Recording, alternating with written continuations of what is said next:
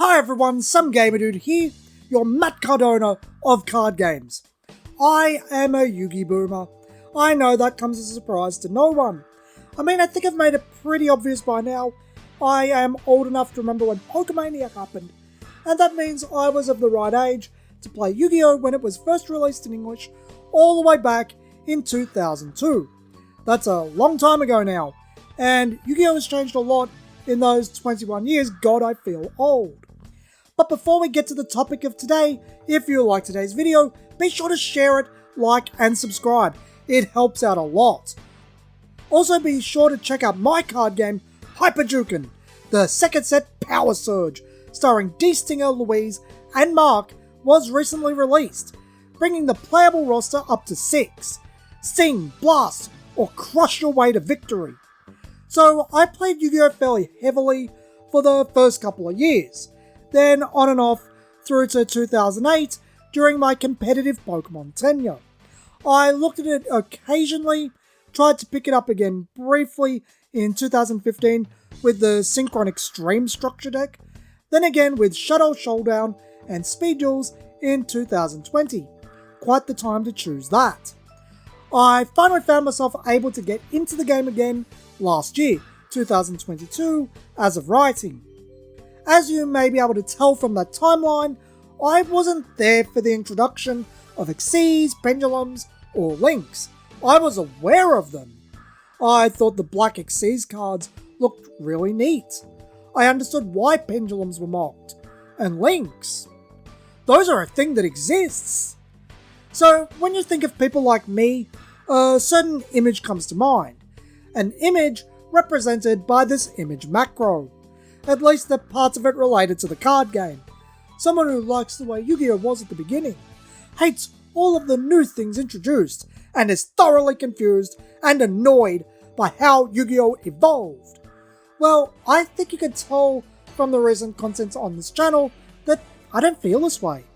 I actually think the Yu-Gi-Oh! Of today, while it's got its issues, is a far sight more engaging than the good old days. Synchro, an evolution of the contact fusion mechanic, was a considerable step in the right direction, much like how Cardfight Vanguard evolved during the Link Joker block from the fundamentals to a game with far more to process, more meat on the bones, in turn making the game more interesting.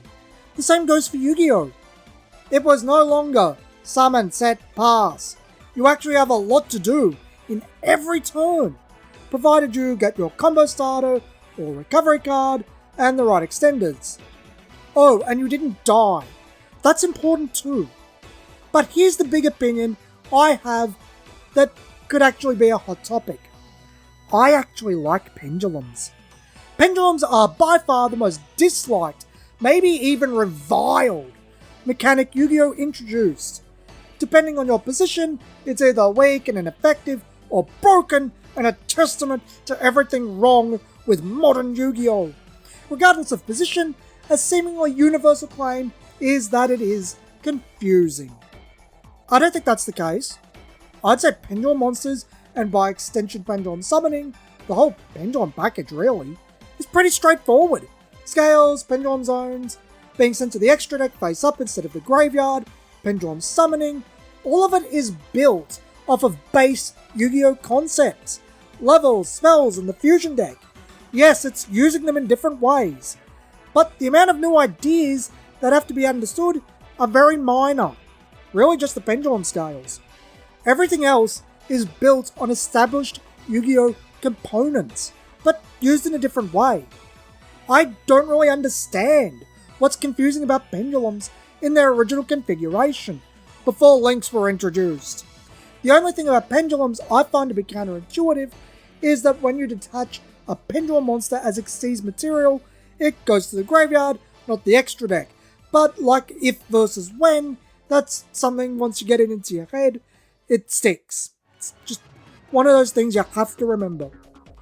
If you're even just remotely familiar with early Yu-Gi-Oh!, you'll know just how much the game has changed over the years, starting with its beginnings of very blunt plays and strategies focused on very powerful cards at the time.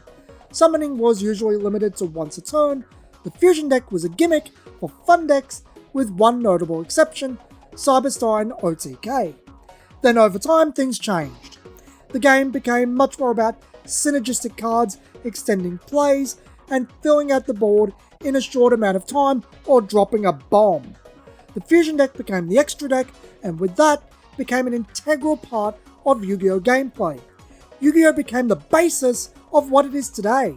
This all happened during the Synchro era, well and truly before Pendulums, but did become more prominent over time and has continued to do so as new mechanics, concepts, and even design philosophies are introduced. When you get down to brass tacks, what are Pendulums actually trying to achieve? Well, do what everyone else is doing. Flood the board for additional bodies, advantageous effects, or big pushes. The difference being that Pendulums streamline the process and make it far more accessible to everyone. Plop down the scales and start your plays. Very simple.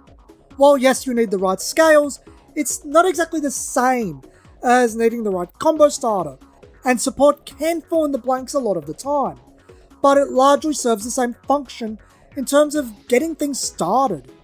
Saying that, I find the additional functions of Pendulums to be the far more important ones, even if they can be annoying for your opponent. The extra deck functionality.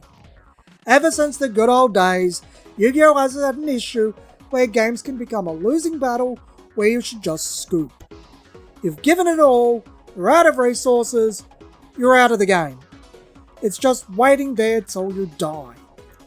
This is a feels bad, no hope scenario, and games typically work to address those, either with cards or rules amendments. Pendulums are just that. They keep hope alive, because they pack in recovery functionality. You can Pendulum summon face-up Pendulum Monsters from the extra deck, and from there, hopefully be able to mount some type of counter-attack. If anything, I think this might actually be the intended functionality of Pendulums, recovery. It just fits too well into Yu-Gi-Oh's more undesirable scenarios.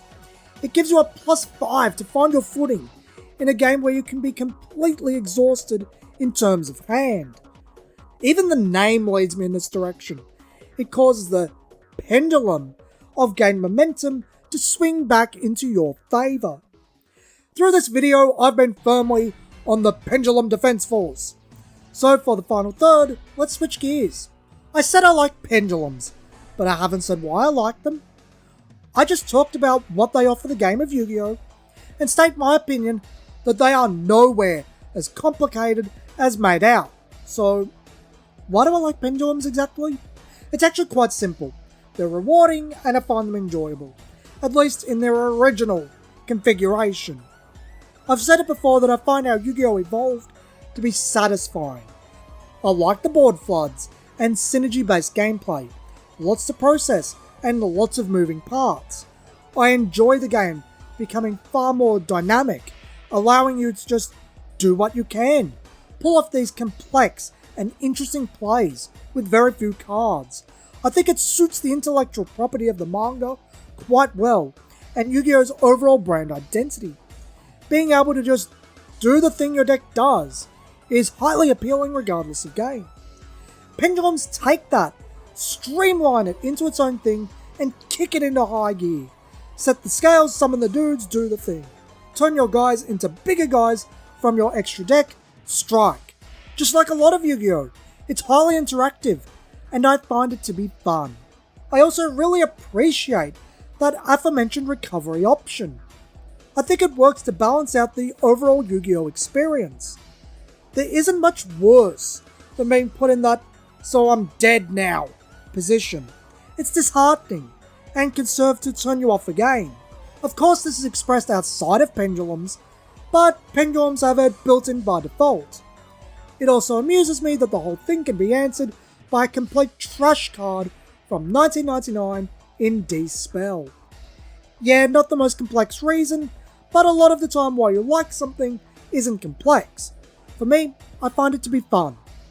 Compared to everything else they've added over the years, I think Pendulums are far more interesting and enjoyable than the alternatives, 3 revisions to Fusion Summoning.